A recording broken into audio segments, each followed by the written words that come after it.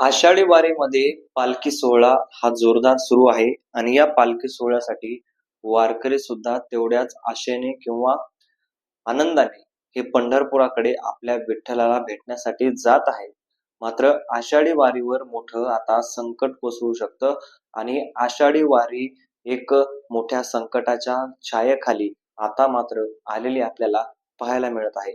पण ते नेमकं संकट काय आहे आणि त्या संकटाचं निवारण काय असणार आहे, त्या संकटासाठी वारकऱ्यांना नेमकी कोणती पावले उचलावी लागणार आहेत, हे सगळं आपल्याला या व्हिडिओमध्ये संपूर्ण पाहायचं आहे. नमस्कार, मी रणजित. मुद्दा हक्काच्या या चॅनलवर तुम्ही नवीन असाल तर चॅनलला सबस्क्राईब करा, कारण आपल्या चॅनलवर आपण असेच वेगवेगळे विविध माहितीपूर्ण व्हिडिओज खास तुमच्यासाठी बनवत राहत असतो. मंडळी, आषाढी वारी म्हटलं की विठ्ठल नामाचा गजर, माऊलीचा गजर आणि या गजरामध्ये चालू असलेली ही आनंद वारी असते. खरं तर आषाढी वारीला एक समानार्थी शब्द आहे आणि तो शब्द म्हणजे आनंद वारी. कारण या वारीमध्ये कुठल्याही दुःखाचा विचार वारकरी करत नसतात किंवा कुठलंही दुःख आलं तरी ते त्या दुःखाकडे लक्ष न देता स्वतः त्या आनंदामध्ये सामील होऊन जातात, विठ्ठल नामाच्या गजरामध्ये सामील होऊन जातात, माऊलीच्या गजरामध्ये सामील होऊन जातात, भारुडामध्ये सामील होऊन जातात.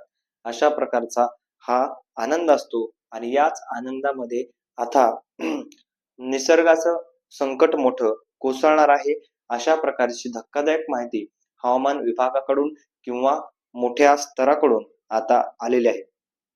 कारण आज आहे 17 जुलै. तर दक्षिण महाराष्ट्र आणि विदर्भ या जिल्ह्यामध्ये किंवा मराठवाड्याच्या सर्व जिल्ह्यामध्ये आता मात्र दाट पावसाची शक्यता ही सांगितली जात आहे आणि यामुळे वारकऱ्यावर एक मोठं संकट कोसळू शकतं.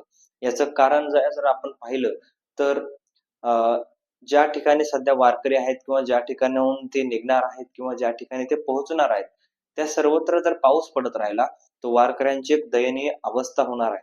कारण रेनकोट जरी असले किंवा त्यांच्याकडे राहण्याची सोय जरी असली तरी त्यांना दिवसभर देखील चालायचं आहे आणि या चालण्यामध्ये जर दिवसभर त्यांच्यावर पाऊस बरसत राहिला, पाऊस पडत राहिला तर नक्कीच वारकऱ्यांना एक मोठी इजा किंवा मोठा आजार होण्याची सुद्धा शक्यता आहे.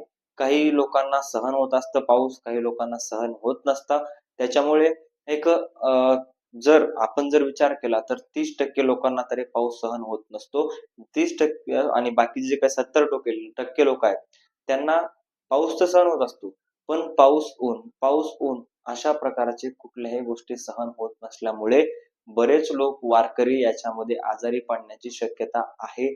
मात्र विठ्ठलाचा चमत्कार आणि विठ्ठलाचा आशीर्वाद वारकऱ्यांना कधीही आजारी पडू देत नाही, हे आपण याच्या आधी पाहिलेले किंवा वारकऱ्यांना कधीही कुठल्याही संकट येऊ देत नाही, हे सुद्धा आपण याच्या आधी पाहिलेले. ज्या वेळेमध्ये इंद्रायणी नदीला पूर आला होता त्या वेळेत वाटलं होतं की 10-12 दिवस तरी त्यातला पूर उतरणार नाही.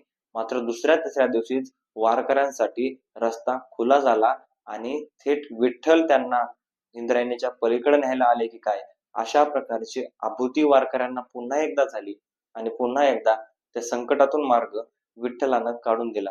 आणि असंच आता हे संकट एक नैसर्गिक संकट आहे. कारण पाऊस जर आपण म्हणतात तर सध्या सगळीकडे पावसाचं वातावरण आहे आणि जोरदार आजपासून तर जोरदार सांगितला गेलेला आहे की सर्वत्र महाराष्ट्र असेल, दक्षिण महाराष्ट्र असेल, उत्तर महाराष्ट्र असेल, पूर्व महाराष्ट्र असेल किंवा मराठवाडा असेल, या सगळ्या महाराष्ट्रामध्ये आता जोरदार पावसाची दाट शक्यता ही वर्तवण्यात आलेली आहे. त्यामुळे वारकऱ्यांनी काही खबरदारी घ्यायच्या आहेत. अशा प्रकार सुद्धा सरकारच्या काही सूचना आहेत.